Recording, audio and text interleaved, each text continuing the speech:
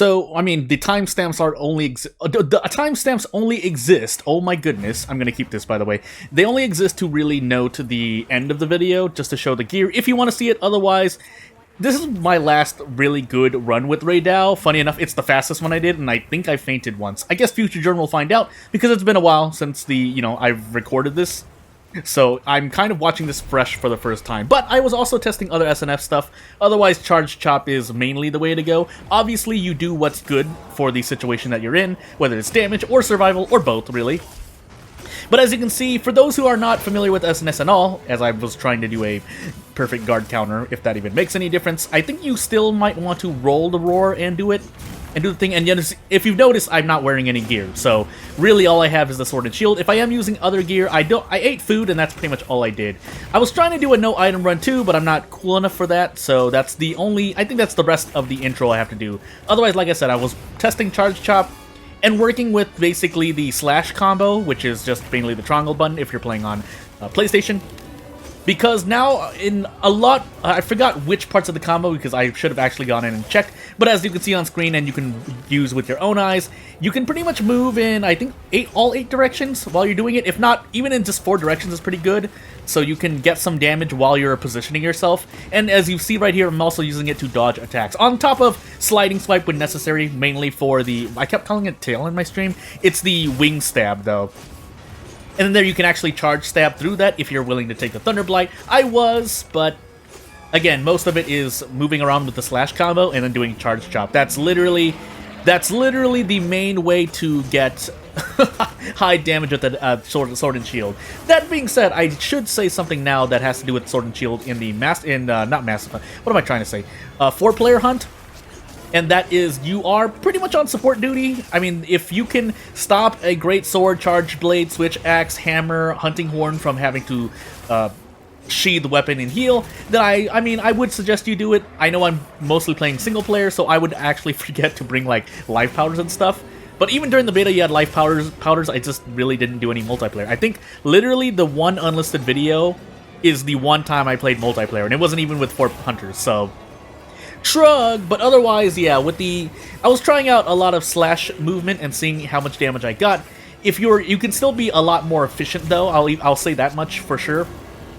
Although a good half of that has to do with kind of, I guess, guessing and or predicting the next thing Rey Dau is going to do, because if you know what Rey Dau is going to do next, you can pre-position yourself either through dodges, jump back, and not charge slash, but just jump back, regular slash because you can cancel by holding back, and then you just do a vertical slash, and I think you can charge chop off of it. I can't remember, but for the most part, yeah, being able to rising slash and then being able to just whetstone in the middle of the fight there is useful to keep your sharpness up if you're going to be hitting it so many times. Because I'm using slash, I'm pretty sure hitting so many slashes causes my sharpness to drop for less damage, but like I said, if it allows you to dodge while you are positioning yourself to do bigger hits, then I say that's a good thing. But yeah, I'm less efficient there. Again, if we're to note small points of inefficiency, it's missing either, if I had a luring pod, but really just hitting the monster there and or mounting it.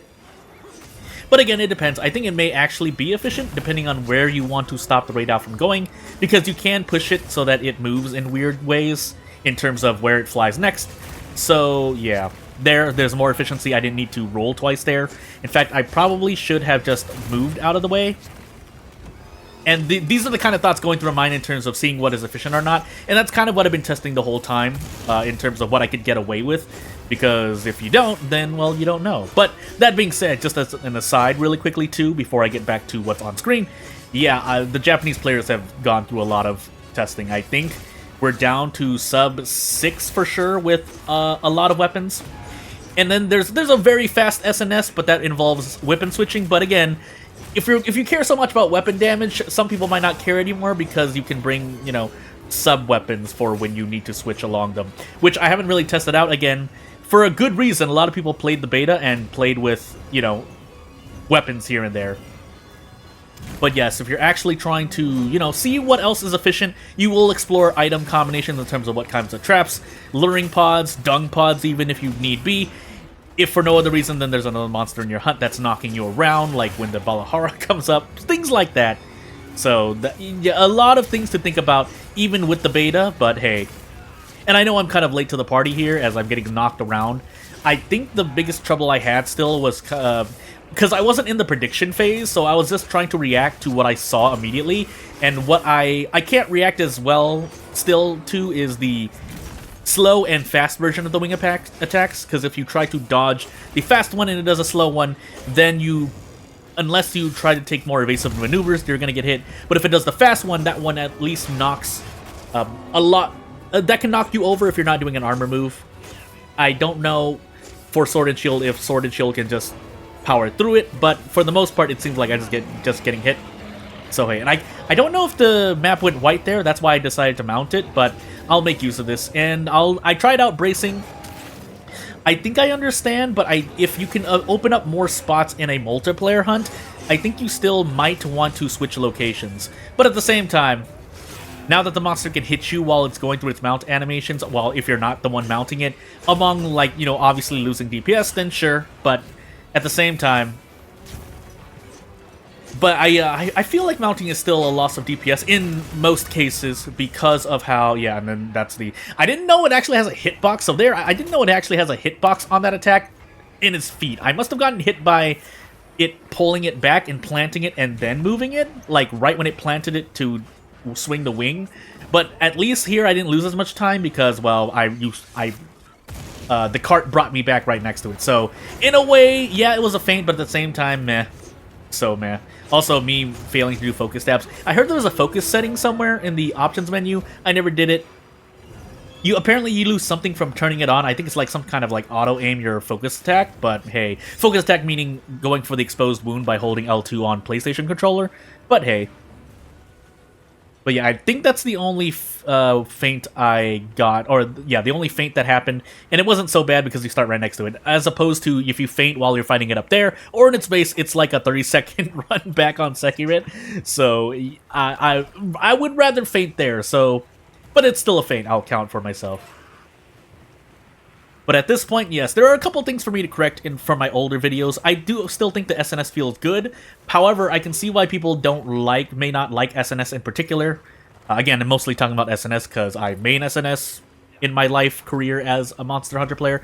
So I can tell you right now that I can understand if some people don't like the way that, you know, you're fishing for charge chop or lateral slash may not do as much. But definitely I hear a lot of people not liking how Perfect Rush seems to not do as much damage anymore. I didn't really test it out. I tried to test it out. I felt that it maybe, unless we get, you know, elemental damage slash status buildup, like on Poison and Sleep, and being able to control what sets we're using in the main game until that happens, we won't know how good Perfect Rush is. Unless we listen to data miners, of course. But yeah, so I'm not saying anything positive or negative. I'm just saying that we don't know as much yet. But from what I've seen, there's a lot of charge chop used in at least speedruns, and you know, some lateral slash combo if you can only fit Spinning Reaper for whatever reason. But hey, and yeah, I forget that you can actually aim it yourself. So you do as you see there, the character does a jumping stabbing motion. And yeah, and I don't think, well, there's probably a DPS loss for not equipping any gear, but it's not like the sets we have really went crazy on giving us offense, so for the most part, I guess playing this without gear didn't really help me either. Aside from maybe taking more damage, I can't tell. That, and keeping in mind Rey Dau is not an Elder Dragon, this is actually just more of a normal monster anyway, but I mean, that's not an excuse for me to do poorly. That's just, you know, people note that Rey Dau is ultimately just one of the more normal monsters, if that makes any sense. So as I'm sitting here doing Charge Chop, and apparently Charge Chop does a lot more damage than I thought when I really stopped to look at the damage. So there's the upswing, and then there's the stab of Charge Chop, which is about, we'll just even lowball it and say 35 damage on a weak point for yellow numbers. And then the whole chop that goes through, that automatically tracks. So, and then I messed up a focus stack because there's no more red. But when you get the whole animation, it just acts like, SNS hunters decided to research the way of the longsword, and you just get the damage for whatever reason. And that's like around 65 damage, because it does about 14 hits, 14 damage 4 to 5 times. Let me see. 1 to the 4, yeah, I guess it kind of depends though. But still, it's a lot of damage to get in a burst. And if you can only fit Charge Chop, as is most as you will for most of Rey Dau's attacks at least, then it is the most you can get without taking too much risk. But if you feel comfortable, like if you're confident in predicting things and there's a higher damage option, I don't deny that there are better ways to get damage, as the Rey Dau kind of animation flights itself to the middle of the air, and then I sliding swipe the wrong way, and then sliding swipe up the ledge to do the rising attack. That's another way you can get your rising attack off of Unsheathed SNS. You sliding swipe towards a ledge, whether you're coming off of it or going, whether you're going down or up, you'll get the thing. And I think the same thing for the wall maneuver, which I don't think is in this hunt, but I know I've done it a few times, where you run up the wall and then you do a, you fall down with a stab, just like how when you press triangle circle here. I did bash instead, but you get what I mean if you know SNS to at least some degree. I don't know how much more damage that'll do. I assume it depends on if you can get a bunch of hits on a weak point, which is kind of hard to do, unless you're really accurate and whatnot, but hey. But yeah, at this point, I think I just don't take any risk and use an item, so there goes the no item run. But at the same time, if we're to speak on that notion, there are things in the environment that trap the monster or can happen. So in a way, if we're talking about pure damage and or speedrunning, there are things that can happen that can increase or, accidentally decrease your damage too. Like if a monster comes by and slaps you, if that's probably a damage decrease because you get knocked to the ground. If a Balahara comes by and slaps a Rey Dau, probably you get a bit faster. And then there's also falling rocks. I think the sand pool, whatever it's called, there's a proper name for it, but this is a stream of consciousness video. I think that does damage when the monster reaches the bottom of the hole and then it climbs back out. Again, a whole host of things, literally rules of nature. I'm not even trying to meme or make a reference. Things that can happen in the middle of the hunt may happen, especially if you decide, a challenge I was going to try to do for myself at some point when I get, when I'm more comfortable with playing Monster Hunter is just going on field investigations and just taking what I can get.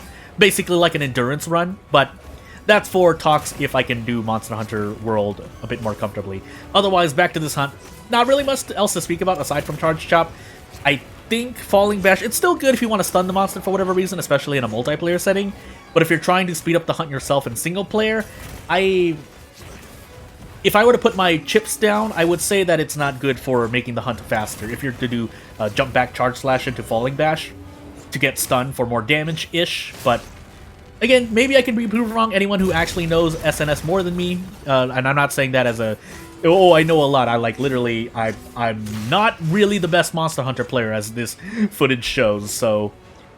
And of me failing to do the weak point here, I'm just like, But, yeah, stopping it from moving, so...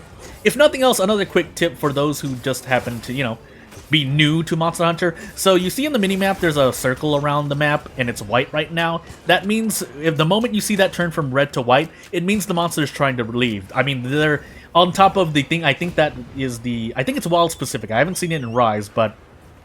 And I mentioned this before, but when your HP goes low, it flashes red when an attack is coming out that's about to hit you. But how you can also use that is if you leave yourself on low life and are confident enough, you can tell when a monster... It's the fastest way to tell when a monster is going to attack. You might not know what attack it's doing, but the game will tell you that it's doing an attack. So that's kind of the... I don't know if you want to call it a cheap way to realize, but along with the minimap is definitely a more OG way to realize if a monster is, still fighting or it's actually running away. And it's something that people often miss out on, but eventually people pick it up when they play Monster Hunter again. It's not like something you'll always miss out on, but it is something that can be forgotten.